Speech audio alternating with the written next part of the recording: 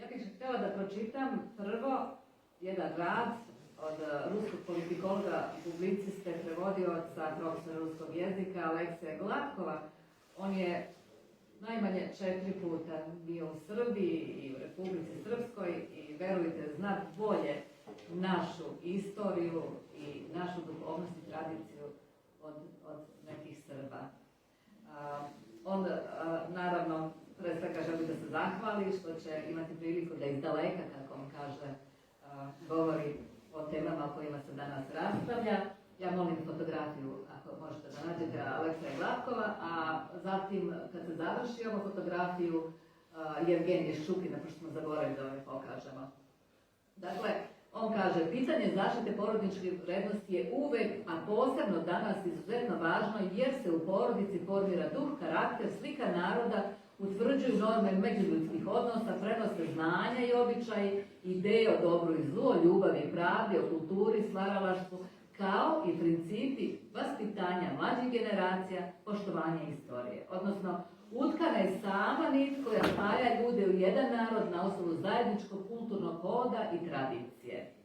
Gubitak porodičnih vrednosti, predanje zaboravu, iskustva i dostignuća predaka ne samo da lišava narod identiteta, već mu i bukvalno uzima tlo pod nogama, pretvarajući ga u bezličnu i nevoljnu sivu masu, što neminovno vodi u brzu i potpunu degradaciju. Srpski narod, po mom skromnom mišljenju, i danas uspešno čuva i štiti svoju tradiciju, prevazilazeći mnoge objektivne i subjektivne teškoće karakteristične, nažalost, za naše vreme, kao što su globalne promjene u geopolitici i ekonomiji, pojava alternativnih, univerzalnih i kulturnih takozvanih vrednosti koje se agresivno prenose beskrajnim tokovima destruktivnih informacija, opadanje značaja nauke i obrazovanja, devalvacija ljudske ličnosti i njenog stvaralačkog potencijala. Prava srpska porodica, ili u širem smislu srpska familija, kako vi kažete, nije samo formalno udruženje ljudi po krvnom srodstvu ili zajedničkom mjestu stanovanja, to je prostor ljubavi, strpljenja i međusobnog poštovanja, gdje svako se uvek osjeća da upravo tamo pripada, na svom Bogom danom mjestu, osjeća se kao osoba koja je potrebna svojim najmilijim, jer ga tamo razumeju, vole i cene, ne zbog nečeg konkretnog, ponekad ne zahvaljujući, već uprkos jednostavno tome što samo živi i postoje, kao što je Maja govorila svoje deci. Često sam primetio kod vas u Srbiji ljubav u vašim glasovima i poštovanje sa kojim govorite o svojim najmilijim, nežno ih nazivajući po imenu ili nadimcima, o njihovim obavezama i hobijima, o njihovim uspesima, dostignućima, poteškoćama i neuspesima. Umete da vidite blisku osobu kao pojedinca. Da je oprostite slabosti i greške, pomognete je i podržite je, ne tražeći ništa za uzvrat. Vi Srbi zaista volite decu, i to ne samo svoju. Okružujete ih brigom i pažnjom, trudeći se da im pružite srećno i bezbrižno detinjstvo. Možda vas idealizujem, i to naravno nije tipično za svaku porodicu, ali ništa nisam rekao što nisam vidio u Srbiji. Krsna slava vas je ujedinila, okupila oko nebeskog pokrovitelja roda i što je najvažnije, oko te vaše same prekrasne nebeske Srbije, rođena u isto vreme kada je krv srpskih mučenika, koji su zajedno sa svetim carem Lazarom izvršili svoj istorijski izbor časti i savesti, prolivena pre skoro 6,5 vekova na Kosovu polju.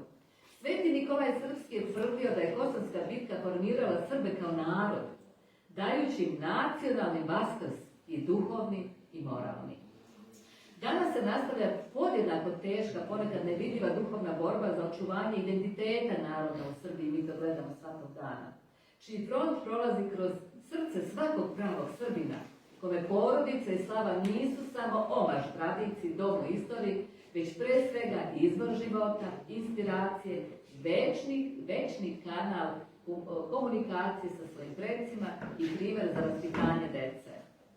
Upravo su deca sada najpodložnija destruktivnom, negativnom uticaju savremenog sveta sa njegovim globalnim internetom, društvenim mrežama, kada na glave mladih ljudi pada masa beskorisnih informacija koji često uče bilo čemu osim sposobnosti razmišljanja, a deca imaju pravo na zaštitu.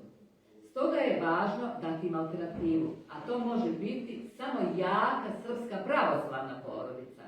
Tu dete može i treba da se nauči da kritički razmišlja, da živi svojim umom, ali po svojoj savesti, da vidi veliko u malom i da uživa u malim stvarima.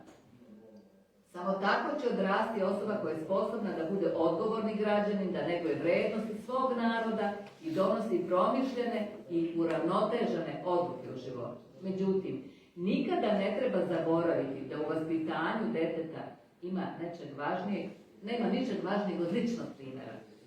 A to je usklađenost roditeljskih reči sa delima, deklarisanih vrednosti sa načinom života.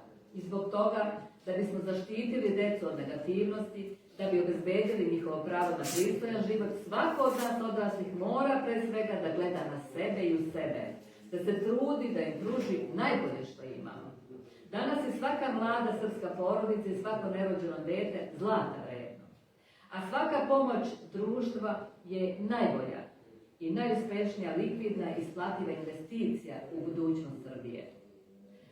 Ali kako zaštititi srpsku porodicu? Mislim da je odgovor očigledan. Za ovo vi Srbi, dragi, imate sve. Pa samo čuvajte sebe, budite svoji, čuvajte svoju Srbiju i ostanite Srbi. To je poručio Aleksej Glatko, publicista, prevodilac, profesor ruskog jezika.